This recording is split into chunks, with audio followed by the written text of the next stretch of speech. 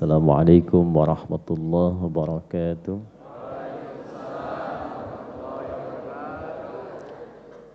Alhamdulillahi rabbil alamin. Wassalatu wassalamu ala nabiyyina wa sayyidina Muhammadin wa ala alihi wa sahbihi wa dhurriyyatihi wa ummatihi ila yaumiddin. Amma ba'd.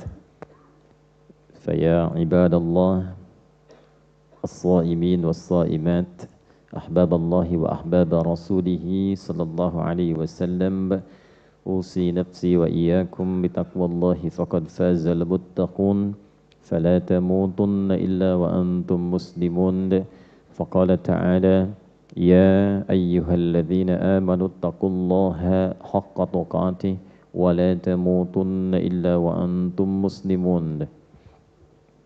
Apa kabar semuanya? Alhamdulillah. Semoga Allah berkenan menerima seluruh rangkaian ibadah yang telah kita tunaikan selama Ramadan ini khususnya, baik itu ibadah malamnya pun demikian juga dengan ibadah siangnya. Jika disebutkan ibadah siang, itu yang dimaksud dari mulai terbit fajar sampai tenggelam matahari. Singkatnya dari subuh ke maghrib. Kalau disebutkan ibadah malam dari maghrib sampai menjelang ke subuhnya, itu biasa disingkat dengan keumumannya, ta'mim namanya. Lailan nahar, ibadatul lail wa ibadatun nahar. Ibadah yang dikerjakan di waktu malam, ibadah yang dikerjakan di waktu siang. Jadi kalau ada nama umum siang, itu bukan waktunya waktu zuhur, bukan. Tapi yang dimaksud ibadah yang dikerjakan dari terbit fajarnya sampai tenggelam matahari. Makanya ada istilah puasanya siang, malamnya qiyam. Siam dilakukan di waktu siang, qiyam dilakukan di waktu malam. Nah, ini harus dibaca pakai tafsir, pakai dalil. Kalau pakai terjemah nanti mulai puasanya zuhur, bid'ah nanti ya. Baik. Nah, Bapak Ibu sekalian, dalam beberapa kesempatan telah kita uraikan mengapa Ramadan ini menjadi spesial, mengapa Ramadan ini istimewa, mengapa Ramadan ini penting. Sehingga dengan rasa kita menempatkan Ramadan sebagai bulan yang penting, maka dengan prioritas kepentingan ini terlahirlah motivasi pada diri kita untuk meningkatkan kebaikan dan ibadah di bulan Ramadan melebihi bulan-bulan lainnya. Di beberapa pertemuan yang lalu telah kita uraikan baik di tempat ini, di masjid ini, ataupun juga mungkin di tempat lain tapi tersambung online dengan Bapak Ibu sekalian. Perbedaan tempat tidak melarang kita untuk tersambung secara ilmu dan hati. Hati kita terkoneksi, pikiran kita tersambung walaupun berbeda tempat. Orang Arab mengatakan, ana ma'akum qalban wa qalibah. Aku membersamaimu, baik itu dalam keadaan satu tempat ataupun suasana yang berbeda.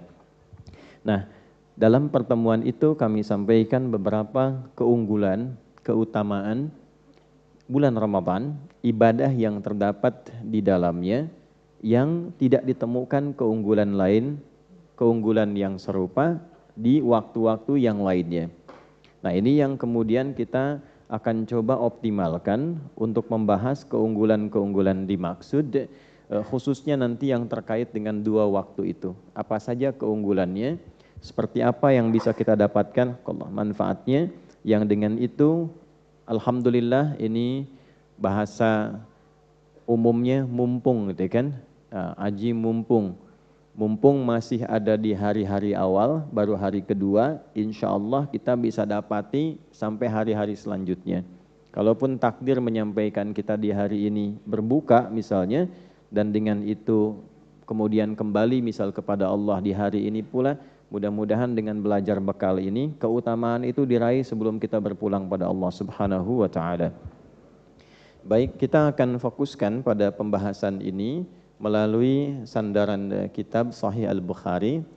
Saya memilih kitab Sahih Al-Bukhari sebagai sandaran bahasan kita, bukan hanya menunjuk pada referensi dalil-dalil yang bersumber pada Nabi SAW, tapi juga Al-Bukhari ini termasuk di antara imam yang memberikan satu kategorisasi pembahasan berdasarkan tema-tema.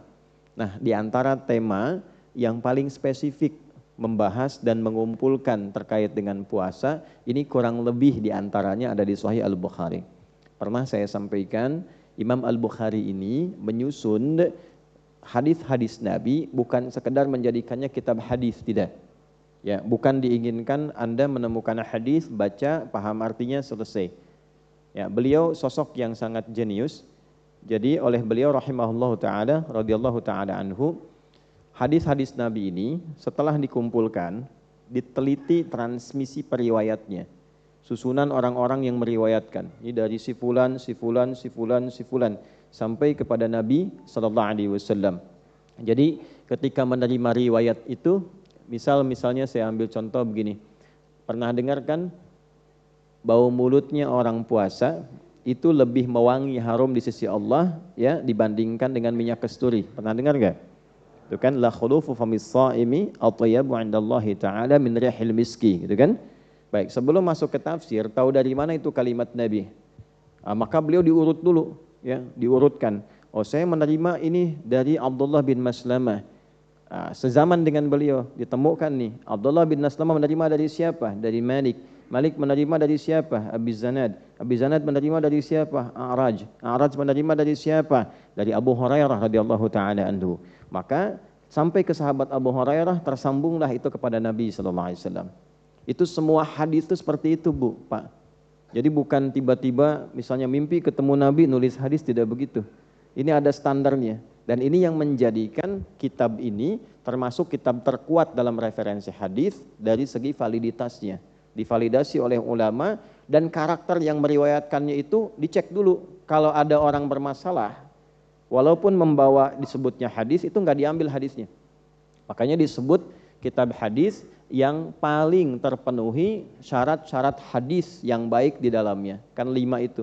Mattasala isnaduhu binaqlil 'adlid dhabiti 'anil 'adlid dhabiti min ghairi syudzudin wala 'illatin qadihah. Paham? Tidak. Ya, tersambung sanadnya dari orang-orang yang kredibel, hafalannya kuat, tidak punya cacat dan tidak punya problem sosial. Jadi kalaupun ada orang yang hafal, sekarang ditanya 5 menit kemudian jadi koma, itu turun status hadisnya jadi hasan. Kan? Kemudian ini bagus hafalannya, tapi ternyata misalnya punya kepribadian yang kurang bagus walaupun pada hewan. Ya, Imam Al-Bukhari pernah jalan untuk mengambil hadis. Tiba kemudian setelah tiba di tempatnya ditunjukkan oleh orang itu sedang bermain dengan binatang. Ada yang menyebut keledai, ada yang menyebut ayam, kayak mau ngasih makan begini. Ya. Nah, kemudian hewannya datang, begitu tiba nggak dikasih makanan. Itu oleh Imam Al-Bukhari nggak diambil riwayatnya. Sudah jalan jauh, Bu. Sudah jalan jauh. Ya. Kayak gini misalnya, ibu jauh udah kesini nyampe. Yes, mau ngambil informasi, tiba-tiba ustadznya main-main sama ayam, kan? Nah, datang ayamnya cuma dibeginiin aja, kan? Tapi nggak dikasih makan. Saya tanya, ibu tetap ngaji nggak? Nah,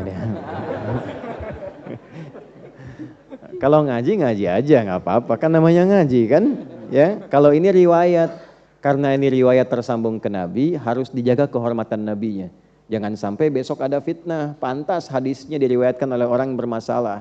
Pantas orangnya begitu, nanti ada tuduhanlah terhadap Nabi, tuduhan terhadap riwayat. Nah, saking detil dan saking ketatnya periwayatan, itu tidak mudah dalam Islam. Karena itu alhamdulillah, semua ajaran di kita itu terjaga.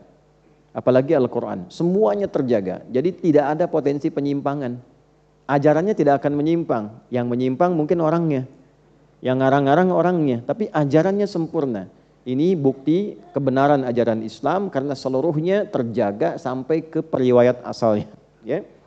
Nah, ini insya Allah yang kita gunakan Sahih Al-Bukhari, ada 97 topik di Sahih Al-Bukhari. Jadi bukan sekedar kitab hadis, tapi ini adalah kurikulum kehidupan. Makanya disebutnya adalah kitab hadis komprehensif kurikulum hidup dari Nabi dan keseharian Nabi. Al-Jami' As-Sahih Al-Musnad Al-Mukhtasar min umuri Rasulillah sallallahu alaihi wasallam wa sunanihi wa ayyamihi. Itu kurang lebih namanya, ya. Kalau ada keliru-keliru, mohon disesuaikan. Kurang lebih nama panjangnya begitu. Supaya enggak kepanjangan, disingkatlah menjadi Sahih Al-Bukhari. Nah, dari semua hadis yang dikumpulkan, diurutkan 97 tema. Kitab Bad'ul Wahyi, nama temanya kitab namanya, ya. Yang tema pertama tentang awal mula turunnya wahyu untuk memberikan legitimasi kenabian. Jadi yang disampaikan ini oleh sosoknya ini Nabi Rasul, bukan orang biasa. Tahu dari mana yang menyampaikan Nabi? Cirinya begini. Kalau tidak terpenuhi begini, berarti bukan Nabi.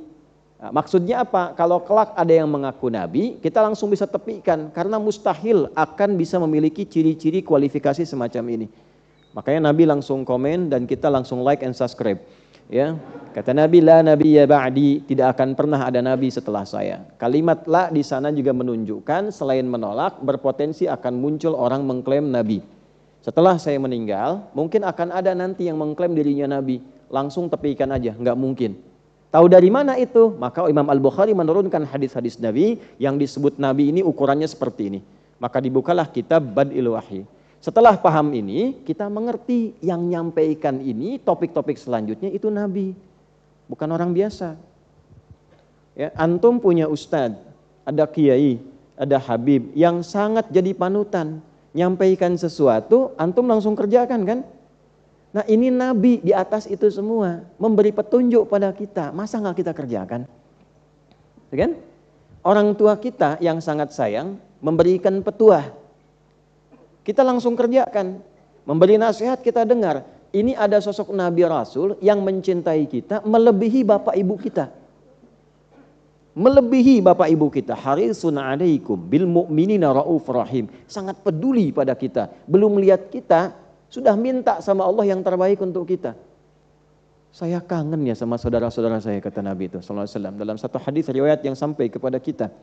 Ya, sahabat mengatakan, kami kan saudara-saudaramu ya Rasulullah. Bukan, kalian tuh sahabatku.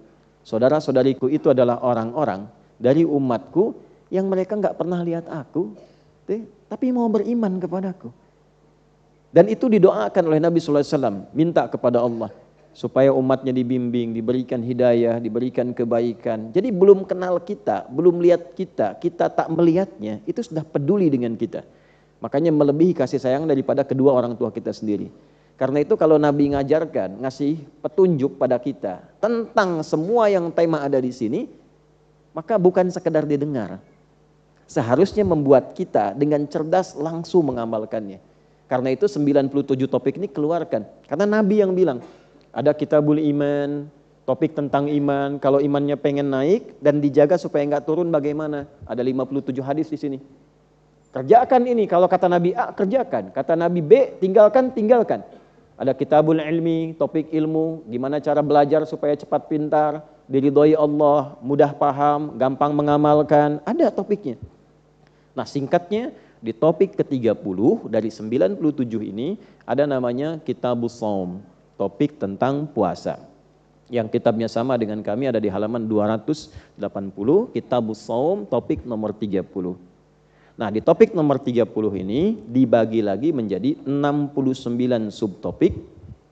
69 subtopik ini di bawahnya ada 121 hadis.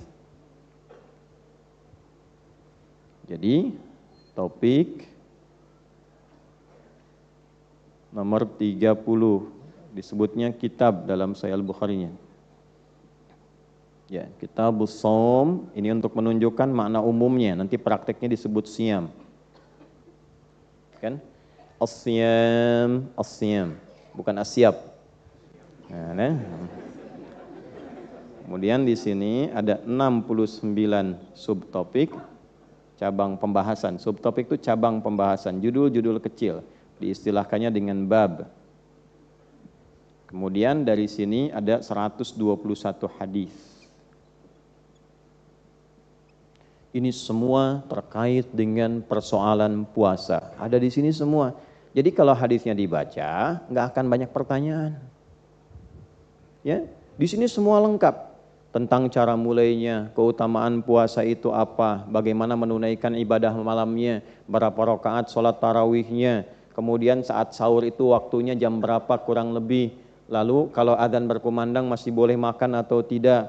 Kalau imsak itu prakteknya bagaimana? Terus kalau ketemu istri mau berangkat tiba-tiba salaman, batal apa enggak puasanya? Kalau dikecup batal apa enggak puasanya?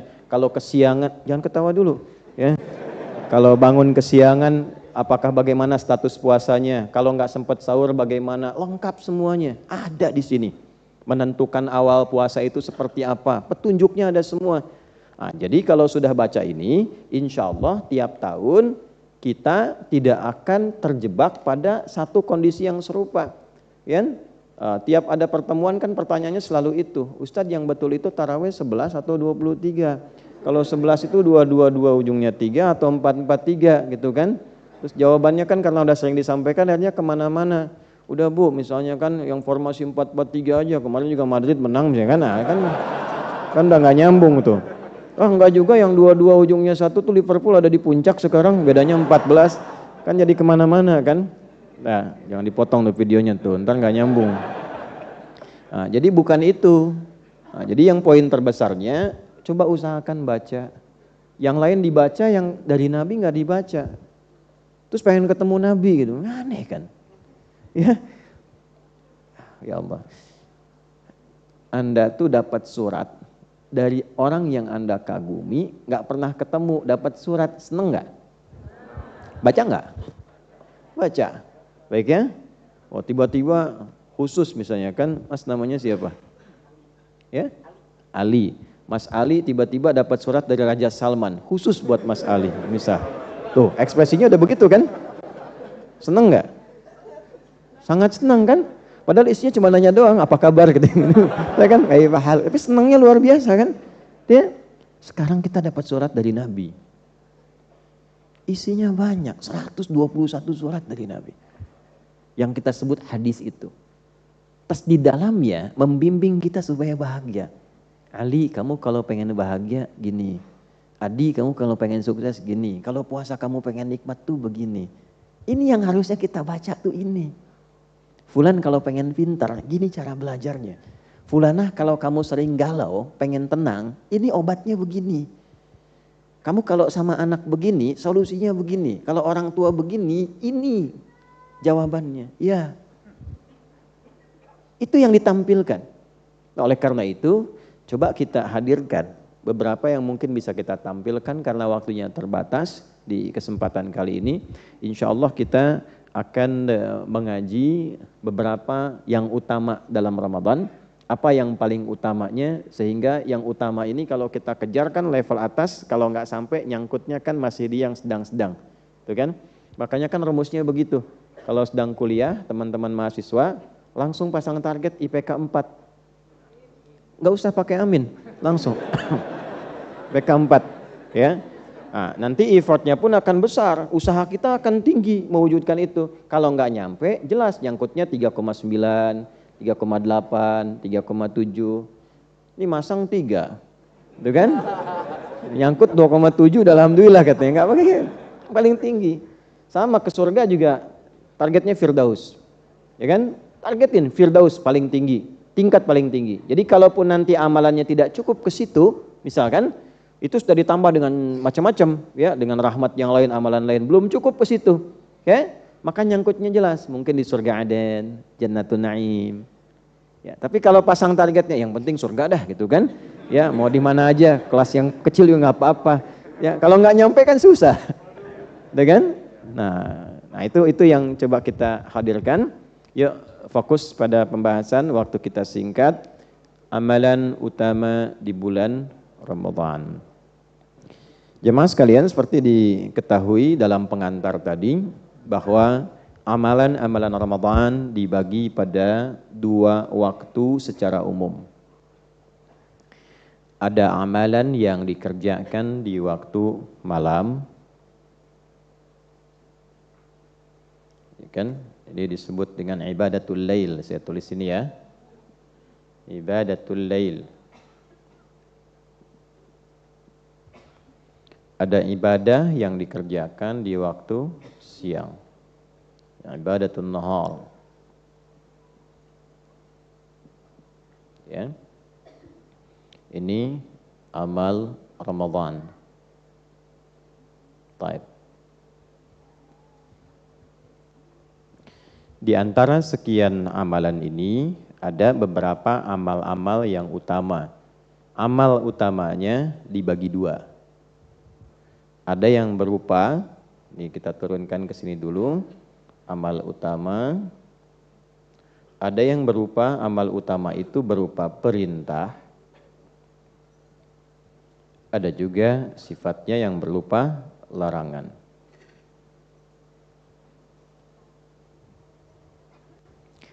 Yang dimaksud amal utama yaitu amal yang saat dikerjakan kita mendapatkan keutamaan pahala di atas rata-rata, di atas standar. Ya, misal begini, kalau standarnya itu sholat ditunaikan, pahalanya berapa? Kalau tidak tahu, cepat katakan Allahu a'lam ya, biar cepat. Biar cepat ya. Biar cepat nih. Sholat misalnya.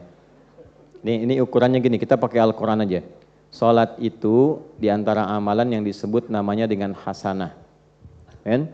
Ibu hasanah, ibu sholat. Ya, kalau enggak sholat bukan hasanah tuh. Ya. Dari mana taunya? Quran surah ke-11 Hud di ayat 114. Aqimis sholata tarafain nahar wa zulafan minal lail. Innal hasanati yudhibnas sayyiat. Tunaikan sholat itu yang terangkai dari mulai siang, fajar, sampai terus masuk ke maghrib, kemudian maghrib sampai ke isya terus. Nah itu semua perbuatan hasanah. Innal hasanati, sungguh semua perbuatan hasanah dari rangkaian sholat itu yudhibnas sayyiat. Di antara manfaatnya menghilangkan keburukan-keburukan, menghapuskan otomatis dosa kecil. Jadi antara sholat satu ke sholat yang lain itu menggugurkan yang kecil-kecil. Malam takunil kabair, sepanjang bukan dosa besar. Salah lihat, salah dengar, salah bicara, itu kan? Ya itu nanti dari subuh ke zuhur kan boleh jadi berpotensi ya, terjadi, berlaku itu. Nanti ketika sholat zuhur itu dihapuskan semua dengan sholat. Kecuali dosa-dosa besar yang butuh tobat secara khusus, secara spesifik. Nah ini diantara dalilnya. Nah karena sholat masuk perbuatan hasanah, maka konstruksi hasanah itu ketika menunjuk pahala, kemudian diurai lagi di Quran surah ke-6 Al-An'am di ayat ke-160. Bagaimana bunyinya? Man jaa'a bil hasanati falahu asyru amthaliha. Siapapun yang mengerjakan satu perbuatan hasanah, dia mendapatkan poin 10 kebaikan. Ini yang disebut pahala. Ya, ini yang sering kita istilahkan pahala. Nah, ukurannya jangan dilihat 10 begini, tidak. Nanti ada salah satu ukuran yang bisa kita jadikan acuan, diantaranya hadis datang ke masjid. Itu baru datang kalau niatnya ibadah, mendapatkan 25 poin. Jarak satu keduanya itu bisa 500 tahun. Dua ketiganya 500 tahun. Tiga keempatnya 500 tahun. Karena itu ukuran pahala ini nanti akan tampaknya sebelum meninggal.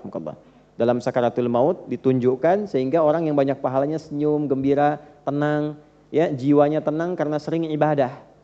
Ya orang yang mengerjakan hasanah disebut abdun, jamaknya ibadun. Pekerjaannya ibadah. Makanya ketika mau meninggal sifat ibadahnya disebutkan lagi. Disebut oleh Allah sebagai hamba-hambaku, ibadi. Quran surah 89 ayat 27 sampai ayat 30. Ya ayyatuhan nafsul mutmainnah irji'i ila rabbiki radiyatan mardiyah fadkhuli fi ibadi wadkhuli jannati. Jadi begitu disebutkan sifat ibadahnya, ditampakkan ukuran pahalanya, dari pahala itu surganya begini, tenanglah hatinya, senyum wajahnya, saat tenang itulah dicabut nyawanya dalam keadaan yang sangat indah. Itulah husnul khatimah. Jelas? Ya itulah husnul khatimah. Semoga Allah golongkan kita termasuk yang demikian. Nah ini satu kali amal dapat 10. Nah 10 ini nggak cukup dengan amin. 10 ini memang harus dikerjakan. Ya. Kalau berjamaah kalikan 27 keterangan nabinya. Salatul jama'ati afdalu min salatil fardi bi 27 darajah. Salat berjamaah lebih utama maksudnya pahalanya dibandingkan dengan salat sendirian. Di antara selain pahala itu juga membangun kekuatan. Kalau lupa ada yang ingatkan. Kalau sholat sendiri lupa, siapa yang ingatkan? Kalau berjamaah lupa, imam lupa, makmum ingatkan. Makmum lupa, sadar ada imam di depan. Kan gak mungkin imam 2 rakaat, makmum 3 kan? Ya, gak mungkin kan? Nah itulah keutamaan jamaah. Makanya pahalanya naik kali 27. Kali 27. Tuh. Kalau ditunaikan di masjid, kali lagi 25. Jadi jangan dilihat biasa. Banyak dicatat. Iqra kitabak. Kafa binafsikal yawma 'alaika hasiba. Nanti hari kiamat baca tuh bukumu, catatanmu, rapot kamu itu ditampakkan saat akan meninggal. Ya, nggak bisa lihat sekarang. Pengen meninggal kalau belum waktunya juga nggak bisa. Jadi begitu nanti mau meninggal ini tampak. Al-Qur'an lebih banyak lagi 1 huruf. Ya, makanya kalau orang nggak sholat tuh rugi. Karena dalam sholat kan baca Al-Qur'an juga. Ya, jadi sholat tuh pahalanya banyak itu. Itu hitungan 10 itu baru sholatnya. Belum bacaan Qur'annya, belum zikirnya, belum doanya. Jadi kalau nggak sholat rugi. Makanya pengantar sholat itu kebahagiaan dan kesuksesan. Hayya 'alal falah. Supaya engkau bahagia, supaya sukses. Nggak sholat tuh pasti nggak bahagia itu. Jadi kalau keluarga pengen bahagia, pelihara sholat. Rumah tangga ingin bahagia, tenang, pelihara sholat.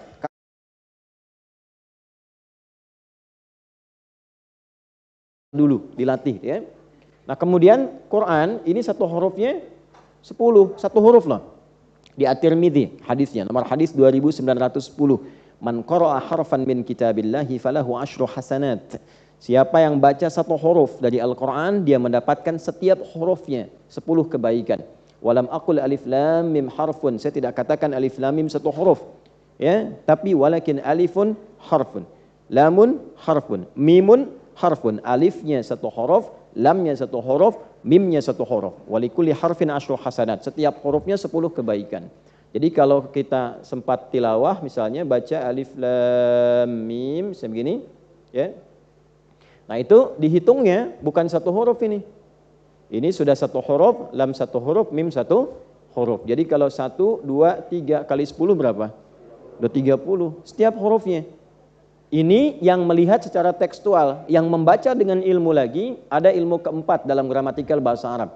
Jadi ada 4 turunan ilmu plus adab yang kelima. 1 itu nanti ada nahwu, 2 ada saraf, ya, nahwu dengan saraf digabungkan nanti 1002 bait di alfiyah, ditambah dengan balaghah 3 cabang ilmu, ma'ani, bayan dan badi'. Yang keempat namanya arud. Arud ini nanti ada 16 turunan cabang ilmunya, disebut dengan bahar namanya. Selain untuk menguasai perbedaan antara syair dengan Al-Quran, rasa feel kenikmatan Quran dengan irama-irama lain juga menunjukkan kepada kita cara membaca huruf. Di ilmu arud itu, apa yang disebutkan, maka hurufnya dihitung jumlahnya berdasarkan bunyi, bukan tulisan. Misalnya, ini huruf apa? Alif, maka ditulisnya begini. Tuh. Jadi nggak pakai O, ini begini tulisnya, ya. Kalau oh nanti oh alif gitu kan. Alif ini. Alif ini kan sudah berapa huruf lagi? 3 kan? Nah, jadi dari sini tuh bisa 3. Nah, ini apa? Bukan, ini hamzah. Tuh ada kepalanya. Hamzah tuh berapa huruf gitu ya? Nah, 1 2 3 4. Maksudnya apa? Orang yang tidak pernah berhitung dengan amalannya, Allah berikan pahala tanpa hitungan. Tapi kalau Anda menghitung, diberikan sesuai hitungan. Masya Allah, Ramadan 1 hurufnya 10 nun. Dah 10 gitu ya. Nah ini dikasih hitungan. Nah ini. Nah sekarang gambarannya demikian. Ada yang di atas ini standar. Ini baru standar Bu, Pak. Ini standar. Di atas standar tak terhitung. Nah, orang yang bisa mengoptimalkan Ramadan dengan baik, itu ada amalan-amalan yang saat dilakukan, itu ukurannya tidak mengikuti standar. Ukurannya langsung Allah yang kasih sekehendak Allah. Sekehendak Allah. Yang biasanya 10 tiba-tiba bisa 1 juta, mungkin terjadi. Ya, itu hanya Ramadan. Dan hadisnya nanti kita temukan di topik yang topik yang kedua dalam bahasan Kitabus Shaum. Di topik ke-30 ya, di subtopik nomor yang kedua namanya bab fadlus shaumi. Bab fadlus shaumi halaman 281, hadis nomor 1894 dalam Sahih Al-Bukhari. Ya, Imam Al-Bukhari rahimahullahu taala mengatakan haddatsana Abdullah bin Maslamah an Malikin an Abi Zinad an al-A'raji an Abi Hurairah radhiyallahu taala anhu anna Rasulullah sallallahu alaihi wasallam qala as-siyamu junnatun fala yarfuth wala yajhal wa in imru'un qatalahu aw syatamahu falyaqul inni sha'imun marrataini والذي نفسي بيده لخلوف فم الصائم أطيب عند الله تعالى من ريح المسك يترك طعامه وشرابه وشهوته من أجلي الصيام لي وأنا أجزي به والحسنة بعشر أمثالها. Ya, puasa itu kalau benar ditunaikan, kata Nabi, akan membentuk perisai dalam tubuh kita yang selalu mencegah dari perbuatan maksiat. Ya, makanya saat puasa kan dilatih meninggalkan maksiat dan meningkatkan taat. Meninggalkan maksiat, meningkatkan taat. Orang puasa nggak ada yang mau maksiat. Ya, korupsi libur tuh saat puasa. Ya kan? Mau bohong aja nggak mau kan? Ah, biasanya kamu gini, puasa, ya kan gitu kan? Nah, itu dilatih. Nah, nanti setelah latihan itu terbentuk karakter moral namanya. Di sini karakter moral, di sini karakter intelektual, di sini karakter kinerja. Jadi kalau moralnya sudah bagus, intelektualnya akan dipandu menjadi ilmu yang baik. Kenapa orang pintar tapi tidak baik? Karena moralnya nggak bagus. Nah, puasa itu membentuk karakter moral. Karena itu dilatih, nggak mau berkata yang kotor, tidak berbuat yang tidak pantas, gitu kan? Ada orang provokasi, dia katakan pada dirinya, saya sedang puasa. Itu kan diprovokasi, mau buka jam 6:15, jam 6 orang provokasi, ya kan? Saya sedang puasa. Nggak dibalas mas, tar habis maghrib. Nah, kan? Tapi maksudnya mengendalikan diri, habis maghrib kan lupa, sayang kan pahala saya hilang gitu. Tahan. Ya, kalau ada orang provokasi dia katakan pada dirinya saya sedang puasa. Kalau orang bisa begitu, lisannya ditata sampai ke ujung kakinya, dari kepala sampai ujung kaki, itu dimuliakan oleh Allah, diberikan ciri saat bangkit di hari kiamat. Jadi begitu meninggal, dibangkitkan di hari kiamat, cirinya di lisannya langsung keluar bau harum. Di lisannya keluar bau harum. Begitu bangkit, di lisannya keluar bau harum. Karena nanti saat bangkit tuh banyak yang komen, ya laitani kuntu turaba, kata yang kafir satu, ya terjadi juga, mendingan saya jadi tanah aja, nggak usah jadi manusia, takut dihisab. Yang satu bilang gini, yang satu bilang begitu, ya kan? Saya lihat wajah Firaun kemarin di Mesir tuh udah ketakutan begini, matanya melotot, mulutnya ngangap gini. Ya, nggak percaya sana aja tuh antum. Ya, saya udah kunjungi. Jadi membuktikan betapa benarnya Al-Quran. Dan di Quran disebutkan bukan tunggal, ala Firaun. Satu keluarga besar, koleganya Firaun. Pengawalnya, algojonya ini. Jadi kita masuk museum itu Bapak Ibu sekalian. Jadi kalau ada waktu, insya Allah diberikan waktu, kesempatan, rezeki ke sana. Ya, makanya kalau maaf ya, saya lompat sedikit, kalau rihlah jalan, coba cari ke tempat-tempat yang meningkatkan ilmu, menguatkan iman. Ya, bukan hanya menghabiskan uang. Ya, sayang apalagi membangkitkan nafsu, yang begitu tuh udah nggak zamannya, tinggalkan. Cari tempat yang membuat kita lebih pintar, iman kita menguat. Jadi begitu masuk, itu keluarga besar Firaun, Bu. Bapaknya Firaun, ibunya Firaun, kakeknya Firaun, neneknya Firaun, generasi ini. Kemudian pengawalnya Firaun. Ini si fulan yang pengawal paling hebat disebutnya itu yang tenggelam semua itu ada. Ya, rata-rata dikumpulkan. Jadi sekarang dikumpulkan jadi satu tempat, di satu museum. Jadi begitu masuk tuh langsung diarahkan, kelihatan oh ini yang ibunya Firaun, ini yang istrinya Firaun, ada. Jadi betapa kalau sudah ditunjukkan kebenaran Quran langsung di hadapan mata kita, itu kalau belum beriman keterlaluan. Tampak loh di hadapan mata itu. Nah, kalau sudah beriman, tidak tergetar untuk mendekat kepada Allah, keterlaluan juga. Nah, maka dari itu ketika kembali kepada kita dalam bahasan puasa ini, ya, maka perhatikan kalimatnya.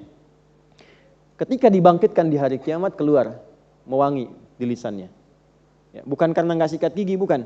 Karena dia tahan lisannya. Ini maknanya ini, ya, makna terdalamnya karena dia menahan lisannya dari perbuatan kotor. Ya, orang-orang yang nggak pernah berkata kotor, kata-katanya selalu lembut, selalu baik, itu wangi di hadapan Allah. Karena itu ketika dibangkitkan, hasil ibadah di lisannya ini diberikan apresiasi, keluar bau harum. Itu maksudnya. Ya, paham ya? Jelas ya?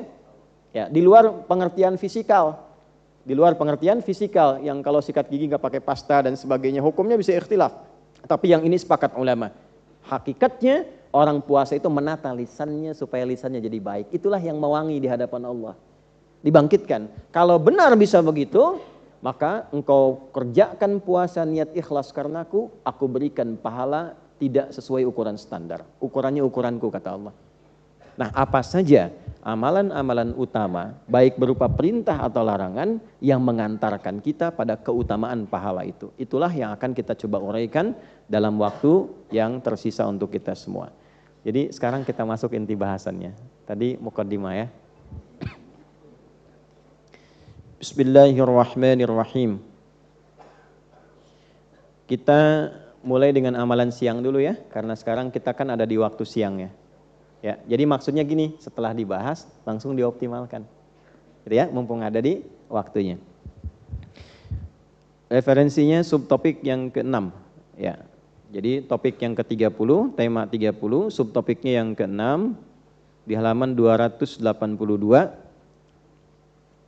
Bab man shoma ramadhana imanan wa ihtisaban wa niyatan. Nah, ini ada syarahnya sedikit. Subtopik tentang siapapun yang menunaikan puasa Ramadan dengan dasar iman, dilakukan karena Allah dan berniat untuk memperbaiki dirinya.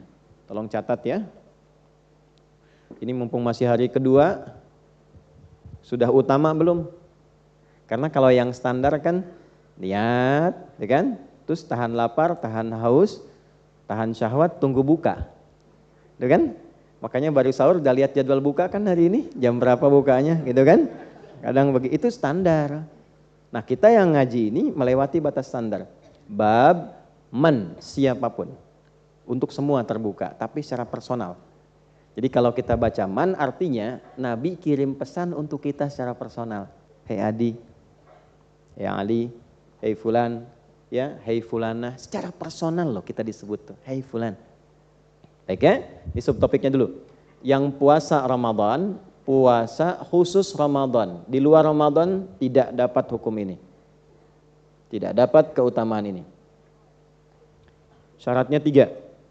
Untuk menaikkan puasa kita menjadi kualitas utama. 1, dilakukan dengan iman. Awas ya, motivasinya iman. Karena nanti ada yang motivasinya adalah bukaan. Kenapa buka di Masjid Pondok Indah? Menunya bagus nih. Ya? Kan? Oh, kenapa sahurnya itikafnya di sini? Oh, fasilitasnya lengkap. Bukan karena itikafnya, tapi karena hal-hal duniawi yang melekat di dalamnya. Contoh, ya. Kemudian yang kedua, ihtisab. Ihtisab itu dasarnya keikhlasan plus evaluasi diri. Ikhlas dan muhasabah atau evaluasi. Ya. Yang ketiga, dilakukan dengan niat yang benar. Ya. 3 ini. Bukan sekedar dilafadzkan atau dihadirkan di dalam hati, tapi memang komitmen disampaikan dengan benar niatnya. Nanti kita bahas niat yang benar itu seperti apa.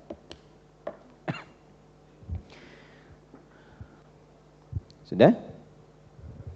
Wa qalat Sayyidatu Aisyah radhiyallahu taala anha, dan pernah menyampaikan tambahan keterangan Sayyidah Aisyah radhiyallahu taala anha anin Nabi sallallahu alaihi wasallam, dari Nabi sallallahu alaihi wasallam, ini tentang keutamaan niat ini. Yub'atsuna ala niyyatihim, ya. Manusia itu, hamba-hamba Allah itu akan dibangkitkan di hari kiamat dan mendapatkan bagian tempatnya di akhirat, ya, itu sesuai dengan niatnya masing-masing. Jadi kalau beramal di dunianya niatnya untuk dunia, nggak ada tempat di akhirat dalam surganya. Ya, karena untuk masuk ke dalam surga itu mesti ada niat yang menyertai amalan dunia itu dengan niat akhirat yang disebut ibadah itu. Ya, bukan sekedar ibadah ritual yang kita sholat, kita puasa, kita baca Al-Quran. Sama, antum yang belajar di kampus niatnya apa? Ya, kalau antum niatnya dapat ijazah aja, pahalanya nggak ada, nggak dicatat pahala tuh, nggak ada pahalanya. Ibu, bapak merawat anak karena apa? Ingin jadi dokter, jadi insinyur, jadi insya Allah, tapi nggak dapat hasil akhiratnya di situ. Ngedidik anak, gitu kan? Berangkatnya, cari hartanya, nggak ada nilai akhiratnya. Faja'alnahu haba'an manthura, jadi debu berterbangan. Ya, itu di Quran di surah ke-25 ayat 23. Wa qadimna ila ma 'amilu min 'amalin faja'alnahu haba'an manthura. Kalau ada orang yang orientasinya dunia saja, dikasih oleh Allah dunia. Antum pengen jadi arsitek dunia. Tapi kalau diniatkan dengan itu sambil ibadah, untuk menaati Allah, mengagumi kebesaran ciptaan Allah, ya, membuat sesuatu yang Allah ridha, merancang masjid, membuat jalan di teknik sipil supaya orang bisa lewat dengan nyaman, orang bisa ke masjid, orang bisa kenal Allah. Dengan niat demikian, itu setiap orang lewat, pahalanya antum ditulis. Coba yang bikin pipa wudhu itu, niat ibadah enggak? Kalau diniatkan ibadah, berapa banyak orang wudhu di situ? Antum kerjaannya apa itu? Nah, itu dibangkitkan tuh hasilnya dari situ. Jadi sayang kalau investasi dunia itu enggak ada iringan akhiratnya itu. Dapatnya dunia, jangan khawatir. Wa minan nasi may yaqulu rabbana atina fid dunya. Udah, diam dulu, ya. Bukan itu. Bukan. Wa ma lahum fil akhirati min khalaq. Ya, itu ayat 200-nya. Dan ada di antara manusia itu yang orientasi hidupnya duniawi. Yang penting dunia. Akhiratnya enggak dapat. Tapi ada orang yang cerdas karena tahu akan meninggalkan dunia dan tahu dunia bukan tempat tinggal tapi tempat meninggal, ya, maka dia gunakan dunia untuk investasi akhirat. Wa minhum may yaqulu rabbana atina fid dunya hasanah. Tuh, cari hasanah. Wa fil akhirati hasanah wa qina adzabannar. Jadi dia bekerja di dunia juga, cuma dia mengkonversikan kegiatan dunianya supaya punya nilai akhirat. Kerjanya tetap di situ. Yang baik. Belajarnya tetap belajar, cuma dia niatkan. Nah, niat ini pembedanya yang menjadikan arah vektor kegiatan kita itu benar di hadapan Allah. Itu poinnya. Jelas ya? Baik, nah sekarang ayo kita baca hadisnya. Nomor hadis 1901. Qala al-Imam al-Bukhari rahimahullahu taala, haddatsana Muslim ibnu Ibrahim, haddatsana Hisham, haddatsana Yahya an Abi Salamah an Abi Hurairah radhiyallahu taala anhu, anin Nabi sallallahu alaihi wasallam. Itu sanadnya dari Nabi sallallahu alaihi wasallam. Qala, beliau menyampaikan. Perhatikan kalimatnya. Man qama lailatal qadri imanan wa ihtisaba, ghufira lahu ma taqaddama min dhanbi. Sekarang amalan siang. Man shama ramadhana imanan wa ihtisaba, ghufira lahu ma taqaddama min dhanbi. Keutamaan tiga hal ini menghasilkan sesuatu yang melebihi batas pahala standar. Jadi kalau benar mengerjakan puasanya dengan tiga unsur ini, maka yang diberikan oleh Allah pertama kali ampunan dari semua dosa yang pernah dikerjakan. Ampunan dari semua dosa yang pernah dikerjakan. Semua dosa. Ya, dari ujung kepala sampai ujung kaki. Ma itu tanpa batas, insya Allah. Siapa yang nggak punya dosa, boleh menilai dirinya. Ya, saya punya keyakinan setiap kita kan kesimpulannya pasti sama tuh. Bekalnya sedikit, amal solehnya sedikit, amal salahnya banyak. Tapi cita-citanya kan surga Firdaus kan. Sama kita semua begitu. Dan nggak ada satupun hamba hidup yang merasa nggak punya dosa tuh nggak ada. Nah sekarang pertanyaannya, pengen satu tempat terbaik, tapi dosa bergelimang, cara menghapusnya bagaimana? Nah, makanya hal pertama yang harus kita hadirkan ketika masuk Ramadan itu bersyukur dulu sama Allah. Karena dikasih kesempatan menggugurkan kotoran-kotoran yang melekat dalam tubuh kita itu. Yang belum tentu orang dapat ya dari sekian orang yang hidup sampai sekarang. Bahagia, semua bahagia. Ramadan itu unik Pak Ibu, sesuai dengan apa yang Quran sampaikan. Semuanya ikut senang. Jangankan orang Islam, yang non-Muslim pun senang dengan datang Ramadan. Ya, bahkan memviralkan Ramadan datang. Kemarin sedang isbat, apakah yang meliput semua Muslim? Belum tentu. Media-medianya punya orang Islam, belum tentu. Tapi kan orientasinya beda-beda. Saya senang karena jualan pasti akan meningkat, tuh kan? Senang karena faktor begini, senang karena faktor begitu. Semua senang dengan Ramadan. Tapi di antara sekian yang senang itu ada yang terpilih oleh Allah. Dia menunaikan puasa dan dihilangkan semua sifat-sifat keadaan buruknya, dosanya digugurkan oleh Allah. Apa keuntungannya ketika dosa gugur? Kalau ajal tiba bersamaan dengan dosa semua dihilangkan, maka bersih kita. Pulangnya insya Allah selamat. Itu yang mahal tuh itu. Nah, jadi nanti ada berkah untuk dunia, ada pahala untuk akhirat. Kalau berkah itu apa yang kita dapatkan di dunia berupa tambahan kebaikan. Misal, dosa itu salah atau buruk? Nah, kan nggak fokus kan? Dosa itu salah atau soleh? Salah. Di sini kan? Otomatis kalau orang banyak salah, salahnya naik, solehnya pasti turun. Karena nggak akan ketemu. Orang yang banyak kosakata kotornya, itu tidak akan mampu mengeluarkan kata-kata yang baik. Karena yang kotornya dominan. Jelas? Sebaliknya, kalau yang ini kita hilangkan, pasti yang solehnya akan naik. Jadi kalau pulsa yang kotornya hilang, yang baiknya pasti akan muncul. Maka keberkahan di dunia bagi orang yang diampuni dosanya, secara otomatis akan merubah dia menjadi orang baik. Karena sifat-sifat yang jelek pada dirinya, itu digugurkan oleh Allah. Misal, mata banyak dosa, berarti banyak salah. Ketika diampuni dosanya, itu dihilangkan, ditutup sekat-sekat salahnya. Maka yang muncul yang baiknya. Maka keluarlah fungsi mata yang terbaik. Dia melihat yang baik, menatap yang mulia. Demikian sampai ke lisan, sampai ke ujung kaki. Jadi keberkahan dari ampunan dosa yang Allah berikan bisa merubah seseorang menjadi orang baik, singkatnya begitu. Coba lihat, silahkan lihat. Orang-orang yang diampuni dosanya oleh Allah, dia bertaubat, kan? Silahkan Anda cek siapapun profilnya, pasti jadi orang baik. Ya, siapa yang nggak pernah dengar Abu Dzar Al-Ghifari misalnya, Jundub bin Junadah, baca sirahnya, baca perjalanan hidupnya, baca kisahnya, dia bisa keluar dari dunia gelap menjadi satu cahaya yang terang benderang. Ya, jadi ustadz, jadi kiai, jadi periwayat hadis, yang asalnya seorang ketua begal. Ya, dan keluar dari dunia itu menjadi sesuatu yang sangat terpuji. Sahabat-sahabat mulia sampai sekarang yang dikenalnya yang baik-baik saja. Tidak harus jauh-jauh ke sana. Orang-orang sekitaran kita mungkin pernah ada yang disebut dengan ini dunianya begini, perilakunya begini. Tapi ketika dia bertobat dan diterima tobatnya, digugurkan dosanya, semua orang berubah menilainya. Ya, orang baik ini. Dan ketika jadi orang baik, yang jeleknya itu ketika disebut bukan untuk menjelekan, tapi menjadi hikmah pelajaran. Jadi baik lagi. Itulah keberkahan yang bisa didapatkan oleh orang yang mendapatkan ampunan Allah. Ramadan itu sehari aja puasa, puasanya benar, dosa gugur. Sehari aja, dosanya gugur. Tandanya apa? Akan merubah keadaan diri kita dari ujung kepala sampai ujung kaki jadi baik semua. Kemarin udah sehari puasa tuh, pengaruhnya bagaimana? Coba cek matanya, cek telinganya, cek lisannya, ada perubahan nggak? Nah, kita bisa ukur. Jadi kalau ada yang belum berubah sepenuhnya, nah berarti ada yang masih dibutuh hari kedua. Hari ini benar nggak puasanya? Nanti hari ketiga cek lagi sampai betul-betul merasakan keluar dari kegelapan, lahir seperti fitrah lagi. Kan begitu kan?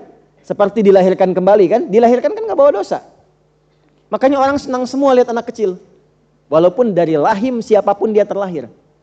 Ya, pengennya meluk, pengennya gendong, anak siapapun ya. Ya Allah, lucu banget.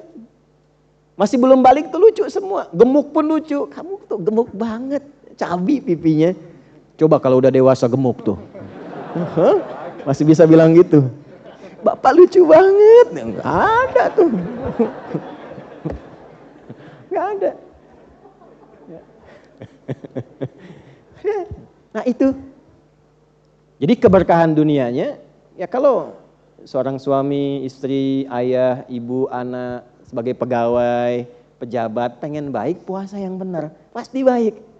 Jadi berkahnya Ramadan, kalau semua kalangan orang beriman, puasanya benar, jadi baik. Dan kebaikan itu auranya akan menyebar pada lingkungan kehidupan kita. Pejabat semua puasanya benar, jadi pejabat yang baik.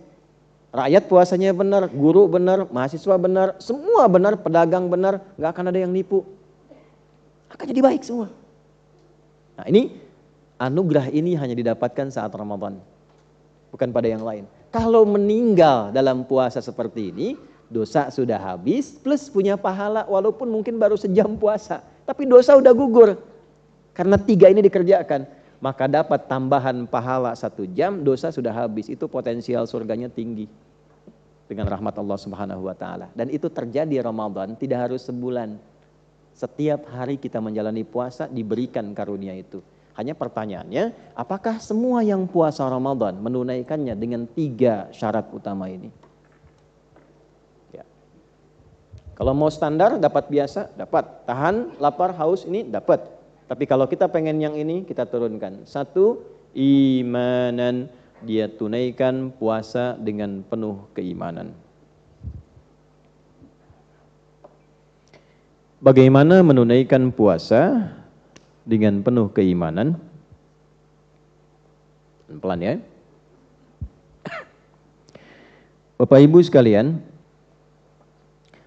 menunaikan satu amal, khususnya di sini terkait dengan puasa, yang didasari dengan satu iman, maka tafsir dari para ulama memberikan 2 petunjuk. 1, dikerjakan karena iman itu maksudnya dikerjakan untuk menaati Allah Subhanahu wa taala. Tujuan puasanya lillah. Saya tanya pada semuanya, menunaikan puasa ini karena kewajiban atau karena Allah? Ayo, pelan-pelan dulu jawabnya. Tarik napas dulu, pelan-pelan. Pikirkan dulu. Alhamdulillah. Ya, saya ulangi ya, tanyakan pada diri kita. Kita mengerjakan puasa Ramadan ini karena kewajiban harus puasa atau karena Allah? Nah, ini kan? Baik, nggak usah ada cabang-cabangnya, udah, itu ya, itu dulu. Karena nanti kewajiban itu kan dibukanya dengan iman. Ya ayyuhalladzina amanu kutiba alaikumus, ya kan? Nah, kenapa jadi kutiba coba Bu Pak di situ? 1 juta, nggak serius, 5 juta, waktu habis, waktunya, lambat. Kenapa kutiba bukan kataba? Ya betul, kalau kutiba bentuk pasif majhul, betul. Kataba bentuk aktif maklum. Kalau kataba itu mesti ada subjeknya. Makanya kalau dibaca di luar Quran bentuknya begini, kataballahu alaikumusiyama, Allahnya masih muncul. Tapi kalau kita robah ke dalam bentuk pasif, seperti ayat ini telah menunjukkan pada kita, kutiba, maka tidak perlu subjek lagi.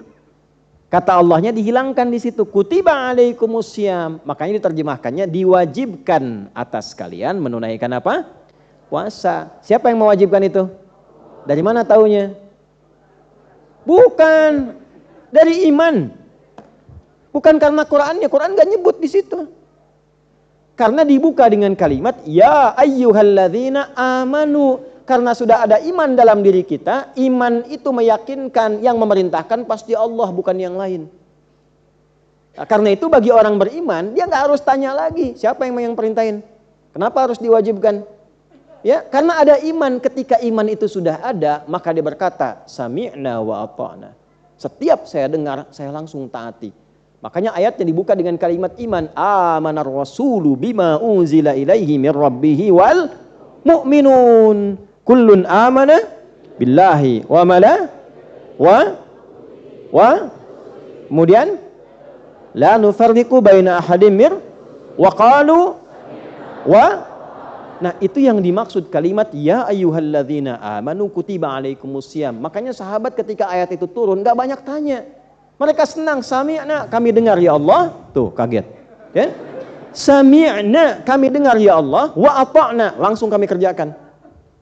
Jadi ciri yang pertama, ketika semua ibadah dilandasi dengan iman, dia menyertakan, kalimatnya perhatikan baik-baik. Dia menyertakan dasar iman ini karena Allah dalam jiwanya. Bahasa singkatnya, dia mengerjakan puasa ini untuk menaati Allah. Dipersingkat lagi karena Allah lillah. Kalau Allah nggak perintahkan, saya nggak akan kerjakan. Saya nggak peduli mau dapat makanan enak, mau tidak, mau dijanjikan apa, mau tidak peduli. Yang penting Allah yang perintahkan. Mau diminta apapun sama Allah, saya kerjakan. Mau dilarang pun saya tinggalkan. Yang penting Allah, saya punya Allah. Itu. Bu, latihan ini penting sekali, Bu. Jadi bagian pertama ini, manfaat dunianya begini. Untuk menanamkan pada diri kita, Pak, nanti rasa punya Allah. Kalau ini sudah ada, hidup itu ringan. Anda punya masalah seberat apapun, dan Anda merasa saya punya Allah, itu masalah ringan. Masalah kan berat banget, tapi saya punya Allah. Yang percaya pada saya, menitipkan masalah itu pada diriku, bukan pada yang lain. Dan aku yakin Allah pasti berikan jalan keluarnya, karena punya Allah. Itu yang sekarang kurang dirasakan oleh kebanyakan orang yang mengatakan saya Muslim. Imannya kurang, perlu dicas lagi. Kalau merasa punya Allah, gak mungkin berbuat maksiat, gak mungkin korupsi, gak mungkin menipu, gak mungkin mencela. Karena tahu Allah mengawasi. Kalau merasa punya Allah, keluhannya akan sedikit. Karena merasa saya punya Tuhan yang pasti menyelamatkan saya, menolong saya. Iyyaka na'budu wa iya, yang sudah berjanji kalau saya menuhankannya, menyembahnya, dia pasti akan tolong saya. Punya gak rasa begitu? Kenapa ketika kesulitan tuh banyak mengeluh? Kenapa gak kita kembalikan kepada yang menitipkan? Karena ini punya Allah.